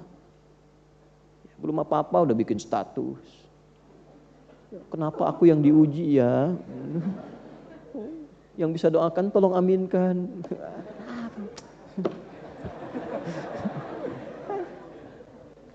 Ini pelatih ini punya Allah. Nah, karena itu naikkan levelnya. Alih-alih sekedar puasa, ya karena yang ada ya kewajiban saya puasa, enggak, naikkan levelnya karena Allah yang perintahkan. Nih, itu imanan namanya. Mau bukanya pakai apa, sahurnya pakai apa, walaupun cuma minum air putih, alhamdulillah, susu. Air putih kan? Ya. Kalaupun minum air yang bening, alhamdulillah. Satu kali minum, alhamdulillah. Begitu baru minum, Allahu Akbar, sudah berhenti. Kalau sudah adzan nggak boleh makan minum ya, nggak boleh. Ini sudah ijma' ulama berdasarkan ayat. Ya, jadi nggak ada yang bisa menyelesaikan, bukan ikhtilaf. Kalau sudah adzan masuk subuh, nggak boleh makan minum lagi. Dalilnya satu Quran, Al-Baqarah ayat 187. Wa kulu washrabu hatta yatabayyana lakumul khaytul abyadu minal khaytil aswadi minal fajr. Silahkan makan minum senyamannya, secukupnya, seenaknya di malam itu sampai tiba fajar. Kalau fajar sudah tiba nggak boleh makan minum lagi. Untuk mengingatkan ini supaya tidak ada yang terdesak begitu minum tiba-tiba adzan. Ya, makan udah masuk tuh ayam ke sini potongannya gitu kan. Adzan. Kan kalau apa bahasa Rusianya kecelekok gitu ya, takutnya itu. Nah, maka diingatkan supaya tidak ada kesulitan. Bagaimana mengingatkannya? Dengan dua cara. Satu, azannya dibagi dua. Bagi dua, ada azan Bilal bin Rabah radhiyallahu taala anhu, ada azan Abdullah bin Abi Ummi Maktum. Bin Abi Ummi Maktum. Dua kali azan. Azannya Bilal bukan azan subuh, azan pengingat waktu subuh sebentar lagi tiba. Yang lagi makan, hati-hati ya, sebentar lagi tiba. Jangan sampai nanti saat makan dan minum azan tiba, jadi akhirnya tidak membuat situasi kondusif. Ya, jarak antara Bilal sampai ke Abdullah bin Abi Ummi Maktum ini azan. Maka petunjuk yang kedua, sahabat Abdullah bin Mas'ud diminta oleh Nabi ngaji. Ngaji Abdullah setelah Bilal azan. Ya, ditanya kemudian, Abdullah kalau kamu ngaji, jarak dari mulai Bilal azan ke Abdullah bin Abi Ummi Maktum itu berapa lama? Ya kurang lebih 50 ayat lah. Ahli Quran tuh begitu, jawabannya semua Quran. Ahli Quran jawabannya semua Quran. Ya. Ustadz dari Bekasi ke sini berapa lama, berapa jam? Ya kurang lebih 2 juz lah. Ya. Nah, gitu. Kalau jadi ahli Quran antum enak itu. Ya insya Allah ya. Jadi yang semua keluar Quran. Quran peci berapa? Khatamallahu ala qulubihim wa ala sam'ihim. Anak berapa? Ulaika ala hudam min rabbihim wa ulaika humul muflihun. Istri alif lam mim. Ada rencana poligami, sadaqallahul azim. Itu Quran. Nah ini 50 ayat ngaji. Nanti setelah ini selesai, orang tahu. Oh ini tahu nih, ini akan azan. Nah inilah azan subuh yang ini. Makanya di Al-Bukhari ada bab la yamna'annakum adzanu Bilal, tidak mencegahmu untuk terus makan dan minum sepanjang yang adzan masih Bilal. Kenapa? Karena belum tiba subuh. Tapi ada orang ngaji nggak baca syarahnya. Ya, lihatnya terjemah saja. Dan taunya Bilal itu muadzinnya Nabi. Sehingga disimpulkanlah kalaupun masih adzan masih boleh makan dan minum, ini menyalahi hukum. Jadi kalau ada orang masih makan dan minum saat adzan berkumandang itu batal puasanya, mesti qadha. Ya? Nah ini pengingat dulu ya. Tapi terlepas dari itu semua secara hukum fikih, lakukan puasa karena iman. Jelas sampai sini? Baik, ini ya yang paling utamanya. Jadi apa cirinya orang mengerjakan puasa karena imannya? Tuh. Tandanya apa? Ini kan wajahnya sama semua kan? Klaimnya sama. Sekarang kan berubah. Karena iman, karena Allah. Tandanya apa? Maka tanda pertama bila puasa itu dikerjakan karena iman, teruskan hadisnya. Pakai hadis dulu. Subtopik yang ketujuhnya. Tadi kan subtopik 6 kan? Nah inilah jeniusnya Imam Al-Bukhari. Jadi satu bagian diterangkan satu hadis lagi, terangkan satu hadis lagi. Babun ajwadu makanan Nabi sallallahu alaihi wasallam yakunu fi Ramadan. Bab subtopik yang menerangkan tentang karakter Nabi yang sangat mulia, sangat dermawan, sangat indah yang terjadi di bulan Ramadan. Jadi kalau puasa itu dikerjakan karena iman, terlihat tanda-tandanya seperti yang ditunjukkan oleh Nabi ini saat puasa. Ya, kita baca. Bismillahirrahmanirrahim. Qala al-Imam al-Bukhari rahimahullahu taala haddatsana Musa ibnu Ismail, haddatsana Ibrahim ibnu Sa'ad, akhbarana Ibnu Shihab an Ubaidillah ibn Abdullah ibn Utbah an Ibn Abbas radhiyallahu taala anhuma qala. Hadisnya dari sahabat Ibnu Abbas radhiyallahu taala anhuma dan beliau keponakan Nabi SAW, A1 keluarga Nabi dan orang yang didoakan oleh Nabi dari sejak kecil sampai menjadi pakar Al-Qur'an, turjumanul Qur'an. Dan mufti dalam usia remaja. Dalam usia remaja Umar bin Khattab radhiyallahu taala anhu sudah mengangkat beliau sebagai mufti. Kana Nabi sallallahu alaihi wasallam adalah penampakan Nabi sallallahu alaihi wasallam ajwadan nasi bil khair. Beliau itu orang yang paling melimpah kebaikannya. Dari ujung kepala sampai ujung kaki. Jadi lihat wajah Nabi aja sudah bisa menyimpulkan ini orang terbaik. Kalau lihat orang dari wajahnya terus menyimpulkan ini orang baik, itu Nabi itu berlipat-lipat dari itu. Makanya banyak orang tuh yang keras jadi lembut, lihat Nabi aja jadi lembut tuh, Masya Allah. Yang jahat bisa jadi baik Pak, cuma lihat jadi baik. Ya. Nabi Yusuf kan diviralkan Nabi paling ganteng kan, yang pernah terlihat. Nah Nabi itu berkali-kali lipat dari itu cahayanya, berkali-kali lipat dari itu. Ya, Masya Allah. Nah kemudian wa kana ajwadu ma yakunu fi Ramadan, dan kebaikan itu nambah ketika Ramadan tiba. Jadi puasa yang dikerjakan karena iman melipat gandakan kebaikan yang biasanya kita kerjakan. Itu cirinya. Ya, kita baca dulu ya. Hina yalqahu Jibril alaihi salam, dan khususnya saat Jibril datang menemui Nabi sallallahu alaihi wasallam, wa kana Jibril alaihi salam yalqahu kulla lailatin fi Ramadan hatta yansalikha ya'ridu alaihi an-nabiy sallallahu alaihi wasallam al-Qur'ana fa idza laqiyahu Jibril alaihi salam kana ajwada bil khairi min ar-rihil mursalah. Khususnya ketika Jibril datang untuk mengecek Qur'annya Nabi sallallahu alaihi wasallam, ya, dalam kesempatan malam dicek. Kemudian dibacakan oleh Nabi Quran. Setelah mendapat Quran itu, cahaya Quran hadir dalam diri Nabi, dipraktikkan dalam bentuk perilaku, dan jadilah orang paling baik, paling dermawan. Saat puasa bertambah kebaikannya. Amalan siang untuk menunjukkan dikerjakan puasa pakai iman. Satu, iman ini membimbing tubuh dari ujung kepala sampai kaki jadi baik. Jadi ketika melihat, karena imannya aktif, maka pandangannya dibimbing oleh iman. Ini cirinya nih. Enggak semua dilihat, Pak, Bu. Ya, jadi enggak semua hal dilihat, imannya langsung membimbing pandangannya. Kan Anda mengatakan saya mengerjakan puasa imanan, karena iman karena Allah. Maka Allah memerintahkan iman dalam hatinya, bimbing matanya untuk melihat. Dalilnya Quran surah 24 ayat 30 untuk laki-laki, 31 untuk perempuan. Qul lil mu'minina yaghuddu min absarihim. Ayat 31-nya, wa kullil mu'minati yaghuddna min absarihinna. Katakan pada pria-pria yang beriman, perempuan yang beriman, sekarang yang sedang puasa, kalau merasa puasa dengan imannya, maka nanti iman membimbing matanya. Dari mata dulu dibimbing. Ini yang harus dilihat, ini enggak boleh dilihat. Jadi kebiasaan 11 bulan, saat melihat itu bisa nyaman, saat Ramadan tidak. Dilatih, sehingga 11 bulan berikutnya dipraktekkan. Ya, bukan Ramadan aja, habis itu hilang lagi misalnya kan. Nah, ini tanda tidak diterima puasa. Jadi dilatih. Oh, ini yang harus dilihat tuh ini. Ada gambar yang nggak baik, imannya langsung aktif, langsung dipalingkan. Jelas? Kelisan begitu. Mau bicara ditimbang dulu, imannya jalan. Ini nggak usah diucapin, ini nggak bagus. Tapi saya diprovokasi, katakan pada dirimu, engkau sedang puasa. Nggak usah dibalas. Tuh ya. Dibikin status nggak enak tentang kita, mau balas, jangan kata imannya. Kamu sedang puasa. Tulis saja gitu kan. Ya, semoga Allah berikan kebaikan, semoga puasa kita diterima. Itu aja. Jadi langsung dipandu sama imannya. Ya. Jadi nggak ada tambahan yang lain. Ini kan bulan puasa, nggak baik kayak gitu. Ente nggak puasa ya? Nah itu masih setengah iman. Ya, ini masuk tuh. Sampai ke ujung kaki. Nah, ini puasa yang maksudnya dilakukan karena iman.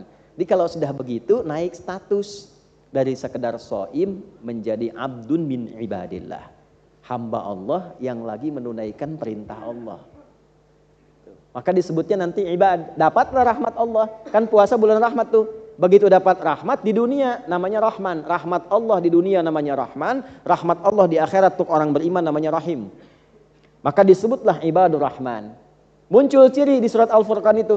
Wa ibadur Rahmanil ladzina yamshuna 'alal ardi hauna wa idza khatabahumul jahiluna qalu salama. Kalau sudah jadi ibadur Rahman, dimanapun berpetualang di muka bumi, dia berpetualang dengan indah. Tawadu, senang, nyaman, orang-orang menerima dengan baik. Walaupun ada yang provokasi, qalu salama. Dia menjawab dengan nyaman-nyaman aja, baik-baik aja. Nah, kalau sudah seperti itu enak hidup karena dihijab kita dengan masalah orang. Jadi orang-orang yang mencela kita misalnya, misal dicela nih, terus kita maafkan, urusan kita dengan dia dihijab oleh Allah, selesai. Jadi kita nggak kepikiran. Tapi orang itu sebelum dia minta maaf kepada kita, tetap terhitung salahnya sampai kiamat. Jelas? Jadi kita diringankan bebannya, tapi orang-orang itu terus nanti nambah lagi, nambah, sepanjang tidak selesai. Jadi hidupnya itu enteng, ringan, itulah iman. Nah iman itu membuat hidup lebih ringan. Ya hari kedua tuh, coba dites. Merubah jadi baik belum? Ya, sampai level tertingginya nih Nabi yang sampaikan. Tapi ini nggak bisa kita sampai situ. Sampai kebaikan dan kelembutan Nabi mengalahkan angin yang bertiup sepoi-sepoi. Tuh di luar ada kipas angin tuh, sepoi-sepoi, samping tiang, plek, gitu. Nempel ke tembok, plek, ya kan? Ya, kalau dia ada saung-saung, kalau orang Sunda nyebutnya ambenan gitu kan, bikin, terus angin sepoi-sepoi sambil tiduran, lembut, tidur aja kan? Ya, saya pernah di Arab lihat burung ngantuk Pak, burung ngantuk bayangkan, ya begini tuh, plek, jatuh. Betul, serius, ngantuk burung ngantuk, pernah lihat itu. Jatuh sadar, keplak sedikit, jatuh plak gitu kan, pingsan. Gitu.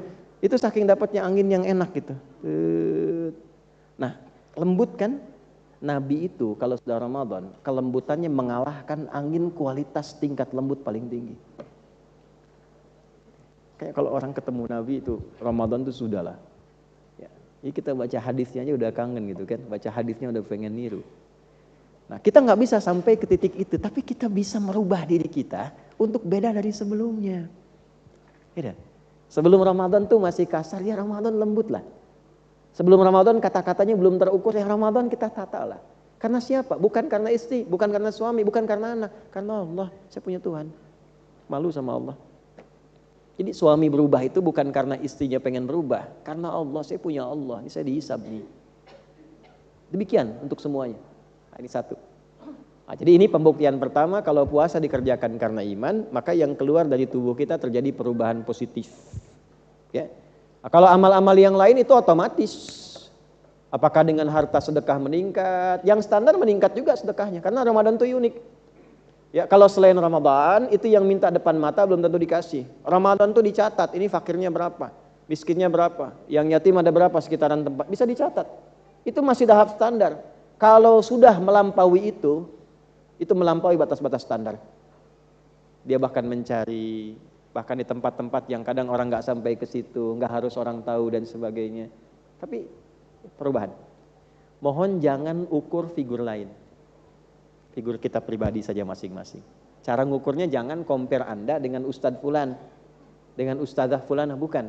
Diri kita aja dari sebelum puasa dengan hari ini. Ada perubahan nggak?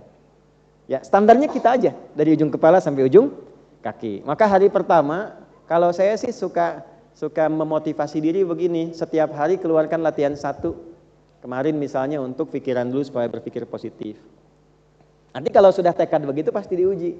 Pasti. Ya kalau nggak diuji nggak ketahuan perubahannya. Ya. Nanti hari kedua sekarang berlatih misalnya di pandangan mata, jaga. Latihan sampai merasakan kenikmatan memandang dengan iman. Besok pakai lisan, buat lisan. Terus sampai masa sebulan gak ada yang berubah di tubuh kita. Ya. Jelas sampai sini? Alhamdulillah. Jadi ini bagian pertamanya. Nah, inilah cara seperti ini bila dikaitkan dengan evaluasi pada diri kita namanya ihtisab. Melakukan ikhlas karena Allah untuk mengoreksi diri. Itulah ihtisab. Jadi imannya dikerjakan karena Allah, perubahan pada diri kita yang terjadi untuk dievaluasi namanya ihtisaban. Makanya man qoma ramadhana imanan puasa yang bagus itu, yang utama itu dikerjakan karena Allah bisa merubah diri kita menjadi lebih baik. Ya, ketika dihisab namanya muhasabah untuk diri kita. Di kiamatnya hisab. Usaha sungguh-sungguh untuk mengevaluasi diri, menghisab diri, itu ihtasaba, yahtasibu, sifatnya disebut ihtisab. Jadi ada hasiba yahsabu atau yahsibu, ada hasaba yuhasibu, ada ihtasaba yahtasibu. Hasiba yahsabu, hisab, itu menghitung dengan cepat, dengan akurat. Kita dihisab di hari kiamat akurat semuanya, A sampai Z. Muhasabah, ya, hasaba, yuhasibu, proses mengevaluasi, saling. Ya, tanya ke istri kekurangan saya apa, demikian istri ke suami, ke teman dan sebagainya, itu muhasabah. Atau lihat cermin sehingga tampak diri kita sendiri. Ihtisab, ihtasaba, yahtasibu, pakai alif dan ta menunjukkan kesungguhan, serius. Jadi kalau pengen puasa pakai iman ya serius, nggak bisa setengah-setengah. Pengen berubah lisannya jadi baik, serius perbaiki. Nanti setelah itu Allah kirimkan ujian. Tumben nih bahasanya berubah. Nah, itu ujiannya. Nah, balasnya gimana nanti itu? Akan selalu begitu. Kalau kita sudah komitmen pakai iman, pasti ada ujian. Gak mungkin gak ada ujian. Bapak Ibu tahu dari mana anaknya lulus dengan nilai yang bagus? Ujian kan? Berhasil belajar di sekolah, ujian kan? Kita juga nggak akan diketahui lulus dari pelajaran ini kalau belum ujian. Jadi kalau sekarang komitmen saya akan menerapkan ini, pasti ada ujian. Pulang ke rumah senyum, ya kan? Istri pulang pas ikut ngaji, suami qadarullah belum sempat, pulang ke rumah jadi sopan. Tumben kamu begini. Nah, ada ujian. Responnya gimana tuh? Nah, kalau jawabnya ketus berarti belum lulus materi ini. Makanya ngaji. Nah, kan? Nah, ini babnya tuh, babnya ini. Nggak mudah. Ya, Ustadz juga sama. Ya, makanya jarang Ustadz ngajar bawa istrinya kan jarang tuh. Saya cerita karena hari ini sinyal gangguan, nggak live kan? Nggak ya, gangguan. Alhamdulillah, tapi direkam. Nanti insya Allah besok atau kapan nanti naik tayangan ini insya Allah. Jangan diedit yang ini ya, biar aja nanti lihat. Nggak apa-apa. Ya, alhamdulillah kan saling ingatkan, kan kita pertama mengamalkan. Kalau ingin baik pasti diuji, nggak mungkin nggak ada ujian. Jadi ketika Allah kirimkan ujian, itu ingin merubah kita jadi baik. Kalau ujiannya harta, berarti harta kita ingin ditata oleh Allah sehingga keluar yang baik-baiknya. Yang jeleknya hilang, yang baik muncul. Kalau ujian di rumah tangga, pasti ada masalah. Bohong kalau ada orang hidup berumah tangga nggak ada masalah tuh bohong. Kalau nggak pernah berantem tuh bohong. Hadis Nabi aja ada kok masalah. Nabi orang paling baik, paling takwa di muka bumi, dikirimkan masalah di rumah tangga. Anda bukan Nabi, statusnya bukan yang terbaik dalam pandangan Allah. Kami nggak ada masalah, bohong. Pasti ada. Itu dikirimkan supaya sakinah muncul. Walaupun istri Anda namanya sakinah, supaya muncul. Ya, mawaddah, rahmah, supaya keluar. Kalau nggak ada itu mawaddah nggak akan muncul. Antum kalau nggak diuji dengan sulitnya cari pekerjaan, nggak akan keluar sifat mawaddah. Perjuangannya apa? Kenikmatan meraih itu apa? Nggak akan bisa cerita. Ya, orang-orang sukses itu kan kalau ceritanya bukan kesuksesannya, cerita perjuangannya. Silahkan Anda cek orang-orang kaya-kaya sekarang. Kalau dia podcast, dia cerita, dia nggak akan pernah cerita saya punya ini, akses dia begini, dia akan cerita tentang pengalaman perjuangan masa lalunya. Yang mahal tuh itunya, teman-teman. Jadi ketika diuji, berbahagialah. Terima kasih ya Allah, Kau titipkan ujiannya kepadaku bukan pada yang lain. Kau percaya denganku. Aku akan tunjukkan bahwa aku akan menjalani itu dengan sungguh-sungguh. Ini ihtisaban. Sungguh-sungguh. Nah, jangan yang punya utang antum suruh ustadz yang lunasi. Ya, ujiannya kan antum lulus. Jangan yang masalahnya antum punya ya dibebankan pada orang lain. Konsultasi, minta pendapat, bagus. Minta arah, bagus. Tapi untuk menghadapinya, nih saya akan kerjakan, saya akan lakukan. Gak mungkin Allah kirimkan ujian kalau tidak diberikan cara menyelesaikannya. Ini ihtisaban namanya.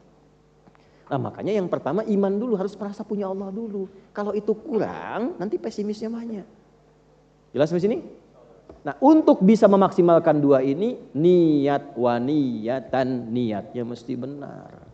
Makanya 3 tadi, 1 imanan, 2 ihtisaban, 3 wa niyatan, niat yang benar.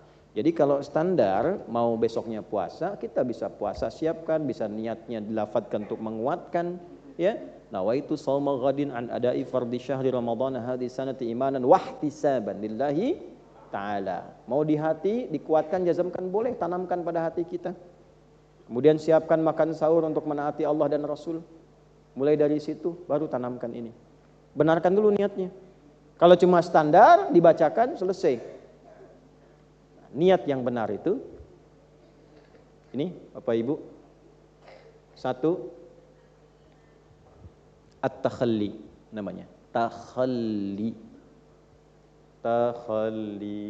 Ini ulama banyak membahas ini. Takhalli itu dari kata takhalla, ya takhalla. Sudah? Berusaha mengosongkan, menghilangkan hal-hal yang tidak baik yang ada dalam hati. Ya, hal-hal yang tidak baik yang ada dalam hati. Karena niat tempatnya dalam hati. An-niyatu mahalluha fil qalbi. Tempatnya di sini.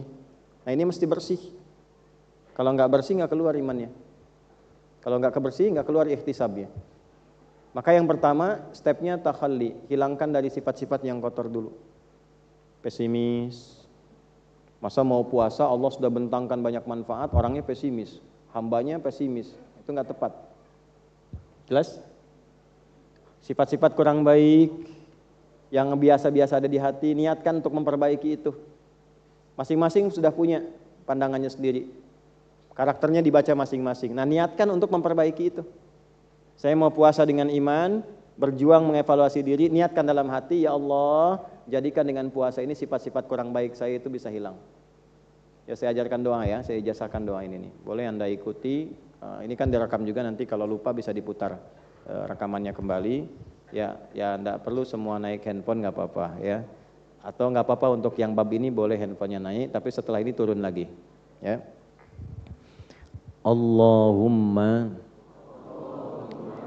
ati anfusana taqwaha wa zakkiha anta khairu man zakkaha anta waliyuha wa maulaha. Itu ya. Ini diantara doa khatmul Quran. Itu masuk doa ini karena orang yang Qurannya bagus pasti hatinya bersih. Ya, ahli Quran itu diukur bukan berapa banyak hafalannya, bukan karena hafal ini itu dengan halaman ini, bukan. Petunjuknya hatinya bersih. Thumma awrathna al-kitaba alladziina istafaina min ibadina faminhum zalimun li nafsihi wa minhum muqtasid wa minhum sabiqun bil khairati biidznillah. Dzalika huwal fadlul kabir. Itu yang di surat Fatir ayat 32. Ahli Quran itu cirinya bersih hatinya, gemar berbuat baik karena diberi keutamaan oleh Allah, bukan karena hafal Qurannya, tapi Quran merubah dia menjadi pribadi yang baik. Maka di antara doa khatmul Quran itu salah satunya, Allahumma ati anfusana taqwaha wa zakkiha anta khairu man zakkaha anta waliyuha wa maulaha. Ya Allah, anugerahkan kepada diriku anugerah kebersihan hati. dengan meningkatkan sifat takwa di dalamnya. Dan mohon sucikan hatiku karena engkaulah pemiliknya. Engkau penguasanya dan engkau penggeraknya. Nah, ini salah satu doa yang saat kita memulai menunaikan puasa, di sela-sela kita menunaikan sholat, setelah selesai doa, baca doa itu. Alhamdulillah. Ya, kalau malam kan ada lagi dari Nabi ke Sayyidah Aisyah ditalkinkan. Ya, Allahumma innaka afuwun karim, tuhibbul afwa fa'fu anna. Ada yang riwayat enggak pakai karim, Allahumma innaka afuwun tuhibbul afwa fa'fu anna. Saya gunakan dhamirna itu untuk semua. Jadi kalau saya suka menyertakan begini, kalau disebutkan na, siapa yang dimasukkan ke situ? Kalau i sendiri, Allahumma ati nafsi taqwaha, untuk diri pribadi, maka kenali yang kurang baiknya apa. Maksudnya begini, ya Allah, mohon anugerahkan padaku kebersihan hati dengan meningkatkan takwa. Bayangkan sifat yang jeleknya apa pada diri kita masing-masing. Nanti minta dibersihkan sama Allah itu. Nah, kalau disertakan Allahumma ati anfusana, sertakan istri, sertakan sifat yang kurang baik di suami, di anak-anak bagaimana supaya Allah rubah. Nah, cara merubah itu memperbaiki diri kita sendiri. Ya, kalau anak-anak pengen baik gampang, orang tuanya jadi baik dulu. Gampang itu. Jadi baik orang tua, anak ikut baik. Insya Allah, ya insya Allah rumusnya begitu. Ya, anak-anak dirawat oleh Allah di surat Kahf itu kan, ketika kemudian diberikan kebaikan, kalimat Qur'annya apa? Wa kana abuhuma salihah. Orang tuanya orang baik. Jadi ketika orang tua jadi baik, anak ikut baik. Jadi kalau anak jadi kurang baik, jangan marah dulu ya. Coba apa yang dikerjakan yang kurang baik sebelumnya sehingga anak bersikap begitu. Paham ya? Insyaallah. Nah, itu niat. Jadi tahalli. Yang kedua tahalli, menghiasi. Ya, menghiasi keadaan hati itu dengan meningkatkan amal soleh. Jadi untuk menghilangkan yang salah, kenapa tadi saya tulis itu? Ya, kalau salah pengen hilang, solehnya mesti naik. Walaupun nama Anda Pak Soleh. Tuh kan? Salahnya pengen hilang, solehnya tingkatkan. Makanya tadi minta kepada Allah bukan hanya dibersihkan, tapi ditingkatkan takwa. Takwa itu temannya amal soleh. Makanya kalau iman ketemu amal soleh, pasti ujungnya takwa. Takwa dibuka, pasti ketemu iman amal soleh. Contoh, takwa pertama di Al-Baqarah ayat 2. Dzalikal kitabul la hudal lil. Siapa orang takwa di sini? Ayat 3-nya. Alladzina yu'minuna bil iman wa yuqimunas amal soleh. Puasa, ya ayyuhalladzina iman kutiba alaikumus amal soleh kama kutiba alal ladzina min qablikum la'allakum taqwa. Itu rumus. Kalau dibikin persamaan, takwa sama dengan iman plus amal soleh. Ya, demikian. Jadi kita bisa menggunakan tahalli, hilangkan dari sifat-sifat yang kotor, berdoa dulu, evaluasi diri kita, terus tahalli, hiasi dengan amal soleh. Mulai sekarang berlatih. Nah, karena itu dari awal sebelum puasa, saya sering kali menekankan, bikin kurikulum Ramadan. Nih Bapak Ibu nih siang ini mau ngapain? Hari ini baca berapa juz nih Quran? Ayo hari ini. Berapa halaman? Kalau nggak punya program nanti susah. Ya, yang ahli-ahli Quran itu minimal tuh ya, setiap sholat itu pasang 1 juz misalnya. Ya, subuh, zuhur, asar, maghrib, isya. 5 juz per hari itu. Yang sudah biasa ya, yang sudah biasa, yang bacanya sudah bagus, sudah enak. Dibagi 2, sebelum sholat, setelah sholat, sebelum subuh, habis sahur, setengah juz, kan sebentar. Setelah subuh, setengah lagi. Zuhur, 1 juz lagi. Kalau kemarin mulai Sabtu, itu setiap 6 hari langsung khatam. Ketemu Jumat sudah khatam, tinggal doa khatmul Quran. Kan Sabtu 5 juz, Ahad 5 juz, Senin 5 juz, Selasa 5 juz, Rabu 5 juz, Kamis 5 juz, 5 kali 6, 30 juz. Jumatnya tinggal baca Al-Kahf, malamnya Yasin, Al-Kahf, Al-Mulk, kemudian doa. Enak begitu. Ya, nah belum dapat ke situ, turunkan misalnya sehari saya 1 juz, bagi 5. Itu gampang nanti bacanya Bu. Ya, ingin mulai, niatnya ikhlas. Jangan lihat bisa tidaknya, lancar tidaknya. Nabi mengatakan yang belum lancar pun diberi 2 pahala. Pahala kesungguhan pengen bisa baca, pahala dari hasil bacaan 2 kali. Ya. Walladzi yatata'ta wa huwa syaqqun 'alaihi atau kama qala sallallahu alaihi wasallam falahu ajran. Siapa yang berusaha pengen bisa ngaji sampai bisa ngaji, itu diberikan 2 pahala oleh Allah. Keinginan kesungguhannya plus hasil bacaannya. 2 kali pahala. Targetnya begini misalnya 1 juz. 1 juz itu kan juz pertama Al-Fatihah plus Al-Baqarah 141 ayat kan. Al-Fatihah misalnya nggak usah dimasukin lah, masa nggak bisa baca Al-Fatihah gitu ya. Gitu. Ya, kan tiap hari dibaca ya. Berapa? 15 kali, 16 kali? 17. Kalau 16 berarti tadi subuhnya 1 rakaat, kan? Pasti 17. Ya. Nah, sekarang lihat rumusnya nih, lihat rumusnya. Ambil yang 141 aja. Ini kan 1 juz itu 141. 10 lembar 20 halaman kan? Kalau mau pakai per ayat gini, 141 bagi 5 waktu sholat. Berapa? 28 lah cepet ya kurang lebih. Benar nggak? Benar nggak? Iya kan? Kurang lebih 28 kan? Plus 1. Ya, ini 28, ini 28, ini 28 sampai Isya. Bagi 2 berapa? 14. Sebelum subuh ibu ngaji 14 ayat. Gak usah banyak-banyak. Cuman bacanya yang benar. Yang tertib. Setelah subuh 14 ayat. Sebelum zuhur 14, setelah zuhur 14 sampai Isya 1 juz selesai. Alhamdulillah. Itu sehari 1 juz, enggak kerasa. Bacanya cuma 14. 14 ayat itu kan berapa menit sih? Paling 10 menit. Ya kan? Bisa kurang dari itu. Karena 14 itu 1 halaman kurang, 1 halaman kan 15 ayat. Ya kan? Kalau kita mau bagi begitu. Jelas? Astagfirullah. Ya, semoga Allah ampuni. Saya mohon maaf kalau ada yang kurang tepat disampaikan ya. Jelas? Nah, ini yang kedua. Jadi takhalli langsung praktek.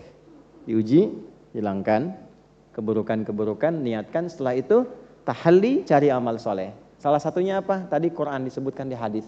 Nabi biasa talaki Quran setiap datang Ramadan. Jelas sampai sini? Kira-kira Nabi bisa nggak hatam berkali-kali? Saya kan Nabi ya. Kenapa Nabi cuma sekali hatam? Terus di waktu tahun meninggalnya 2 kali hatam. Supaya jadi standar minimal untuk kita mau ngaji Quran. Sebab kalau Nabi nanti hatam 100 kali jadi sunnah. Siapa yang mampu? Ya kan? Makanya diberikan ukuran standar. Masa selama Ramadan nggak bisa hatam sekali saja? Atau minimal bisa interaksi dengan Al-Qur'an. Ya, jelas sampai sini? Oke, jadi amalan pertamanya apa? Quran. Kalau sholat sudah standar. Jelas itu yang amal saleh. Jadi saya cukupkan dulu sampai di sini, Bapak Ibu sekalian. Untuk yang ini sebagai penutupnya 1 hadis lagi. Yang kedua, ini perintah. Perintahnya kosongkan hati dari sifat-sifat yang kurang baik, kemudian buat kurikulum amal saat siang. Yang paling bisa dikerjakan ada 2, amalan fisik, meningkatkan sholat, cari sholat-sholat siang ya Bu, Pak. Ya, 2 rakaat sebelum subuh, sholat syuruk, 2 rakaat yang duha, ada yang 4 rakaat duha, silahkan.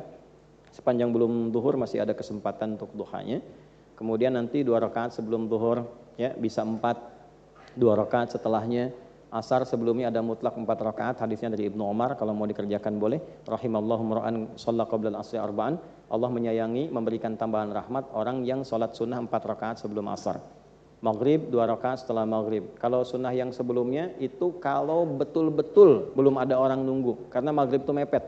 Makanya di Timur Tengah apalagi fikih Maliki itu begitu adzan langsung qomat. Karena jaraknya itu begitu tipis, keisanya pendek. Oleh karena itu yang ba'diyah yang didahulukan. Sebelum Isya, setelah Isya. Itu untuk yang malam. Nah yang siang keluarin menunya dituliskan. Gak apa-apa tulis aja Bu, Pak. Minta anaknya, cucunya tolong printkan sholat-sholat sunnah yang siang. Minimal tolong kerjakan seumur hidup pernah mengerjakan itu. Supaya nanti saat dihisab, dibaca kitab, kita tertulis pernah mengerjakan itu. Ya, kan di hari kiamat suruh baca kitabnya. Minimal sekali pernah sholat duha seumur hidup. Ya, minimal sekali pernah sholat syuruk. Minimal pernah dalam sehari, alhamdulillah lengkap rawatibnya, gak ada yang hilang. Ya, coba usahakan itu. Ya, minimal insya Allah di buku hisab kita pernah mengerjakan amalan-amalan ini, latihan. Kemudian di luar yang sholat, Al-Quran. Sudah? Baik, targetnya berapa setiap hari? Diurai. Kalau ingin mudah bagi waktu sholat. Kemudian per halaman bisa. Baginya gini Bu, Pak, standarnya kan 10 lembar. 10 lembar tuh bolak-balik, 1 lembar tuh gini, bolak-balik. Ya. Nah, satu bagiannya disebutnya halaman. Jadi 1 juz itu 20 halaman, 10 lembar. 1 halaman 15 ayat. 1 halaman berapa ayat? 15 ayat. Jadi kalau Bapak Ibu ingin bagi, misalnya dibagi waktu sholat, ini kan ada 5. 10 bagi 5, 2. Setiap 1 waktu sholat 2 lembar. Bagi sebelum sholat 1 lembar, setelah sholat 1 lembar. 30 ayat. 30 ayat, 30 ayat. Maka malam selesai 1 juz, 1 juz. Jadi kalau misalnya 1 menitnya 1 ayat, walaupun agak kebanyakan ya, alif lam mim kan gak mungkin semenit tuh. Ya, maka kurang lebih 20 menit untuk ya 1 bagian ini. 2 lembar, 2 lembar, 2 lembar, insya Allah kalau begitu caranya ringan. Tapi kalau ibu ngambil 1 waktu aja, ngajinya habis taraweh, kumpul bareng-bareng ngaji, nggak apa-apa.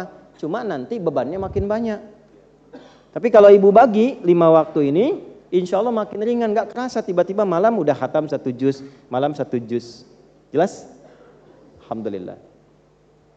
Kedua, amalan harta. Pembuktian iman. Kalau biasanya saya suka motivasi diri bikin anggaran Ramadan. Ya, nggak ngelihat banyaknya. Misalnya untuk 30 hari 1.000 per hari. Nanti keliling mana 1.000 untuk menyampaikan yang 1.000 ini. Cari, sampaikan mana. Yang penting apa? Yang penting memenuhi ini aja tuntutan keimanan. Ya kan ada ibadah harta tuh, apa yang bisa kita berikan?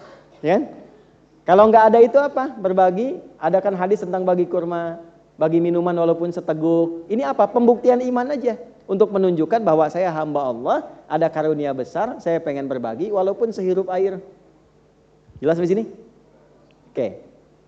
Aspek yang keduanya yang harus ditinggalkan. Saya tutup dengan hadis yang terakhir ini.